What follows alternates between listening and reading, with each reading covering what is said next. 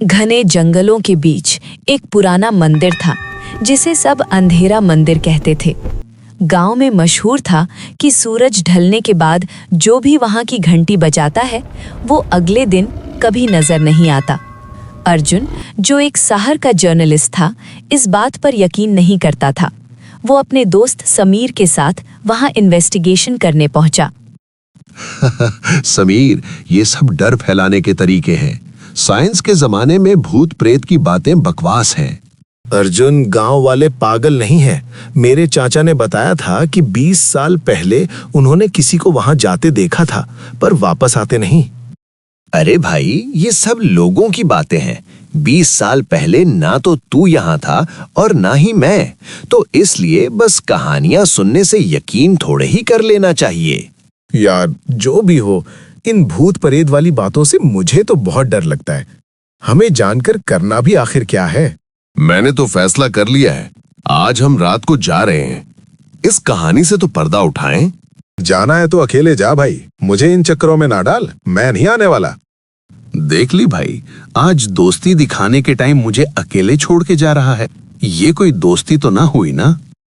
अच्छा यार, क्या याद करिया।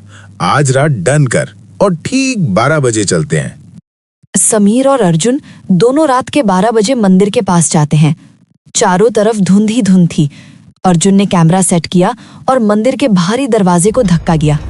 दरवाजा एक भयानक आवाज के साथ खुला। मंदिर के अंदर कोई मूर्ति नहीं थी, बस एक बड़ी सी काली घंटी लटक रही थी जिस पर अजीब से निशान बने थे। वहां एक बुढ़ा आदमी बैठा था जिसके चेहरे पर एक पुरानी पट्टी बंधी थी। बाबा, मैं यहाँ सच दिखाने आया हूँ। देखिए, मैं ये घंटी बजाऊंगा और कुछ नहीं होगा। अर्जुन, मत कर, कुछ गलत लग रहा है। लेकिन अर्जुन ने जिद में आकर घंटी की रस्सी पकड़ी और जोर से खींचा। डैंग!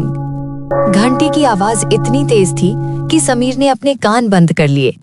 पर जैसे ही आवाज रुकी, पूरे मंदिर में सन्नाटा छा गया। अर्जुन वहां खड़ा मुस्कुरा रहा था। एकदम से मंदिर में लाइट्स चली गईं और रोने की आवाजें आने लगी। समीर डर के मारे चिल्लाने लगा।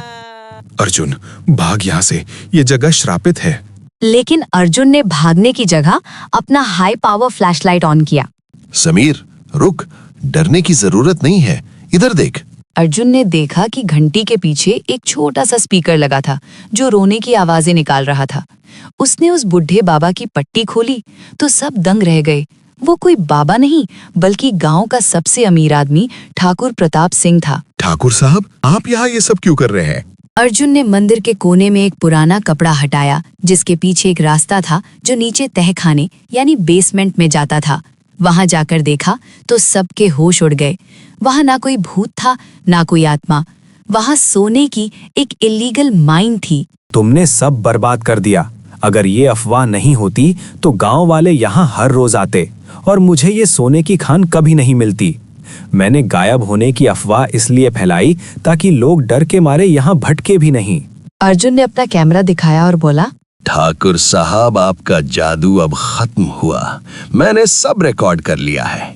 आपने लोगों के डर का फायदा उठाया ताकि आप चुपचाप गांव की जमीन से सोना चुरा सकें। पता चला कि जो लोग गायब हुए थे उन्हें ठाकुर ने डरा के शहर भगा दिया था या फिर अपने काम पर लगा लिया था। जब अर्जुन ने ठाकुर प्रताप सिंह का राज फाश कर दिया तो लगा कि कहानी खत्म हो गई। लेकिन जैसे ही अर्जुन तहखाने बेसमेंट के अंदर गया, उसने देखा कि वहां सिर्फ सोने की माइन नहीं थी बल्कि एक मॉडर्न सर्वेलेंस रूम था। हर जगह स्क्रीन्स लगी थीं जो पूरे गांव पर नजर रख रही थी। ठाकुर, तुमने सिर्फ सोना नहीं चुराया, तुम पूरे गांव को कंट्रोल कर रहे हो। पर क्यों? अर्जुन, तुम्हें क्या लगा मैं इतना बड़ा सेटअप अकेला चला रहा हूँ? मैं तो सिर्फ एक छोटा सा हिस्सा हूँ। असली खिलाड़ी तो तुम्हारे बहुत करीब है। तभी अर्जुन ने देखा कि समीर, उसका दोस्त, पीछे से एक गन निकालकर खड़ा हो गया था।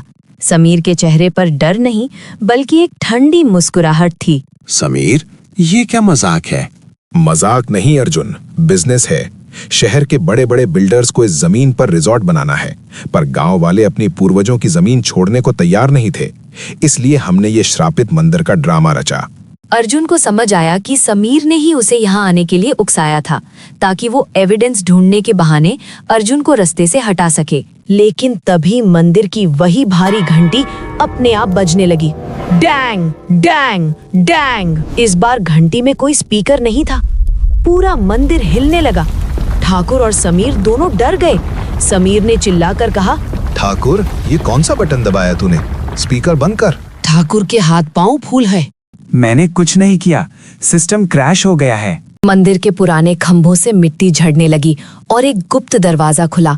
वहां से गांव के सारे बुजुर्ग बाहर निकले, जिनके हाथ में मशाल थी। सबसे आगे दादाजी खड़े थे। तुम्हें क्या लगा, शहर के 2-4 लड़के और एक लालची ठाकुर हमारी सदियों पुरानी विरासत छीन लेंगे? हम जानते थे तुम लोग क्या कर रहे हो। दादाजी ने बताया कि उन्होंने पहले ही ठाकुर के सिस्टम को हैक कर लिया था और घंटी के मैकेनिकल वाइब्रेशन से मंदिर का स्ट्रक्चर ऐसा बनाया था कि वो किसी को भी अंदर कैद कर सकता था।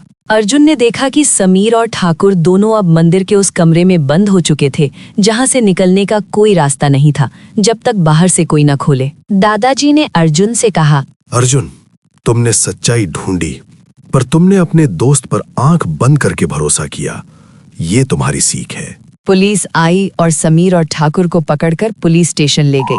इससे हमें ये सीख मिलती है कि असली डर भूत प्रेत का नहीं होता, बल्कि उस लालच का होता है जो दोस्ती और रिश्तों को खा जाता है। समझदारी सिर्फ सबूत ढूंढने में नहीं, बल्कि लोगों की फितरत पहचानने में है। रायगढ़ का मंदिर आज भी खड़ा है, लेकिन अब वहाँ कोई डर नहीं है, क्योंकि गांव वालों ने अपने डर को ही अपनी ताकत बना लिया। अगर आपको ये कहानी और इसका ट्विस्ट अच्छा लगा हो तो इस वीडियो को लाइक ज़रूर करें और चैनल को सब्सक्राइब करना ना भूलें, ताकि आप ऐसी ही और मज़ेदार और सस्पेंसफुल कहानियाँ देख सकें।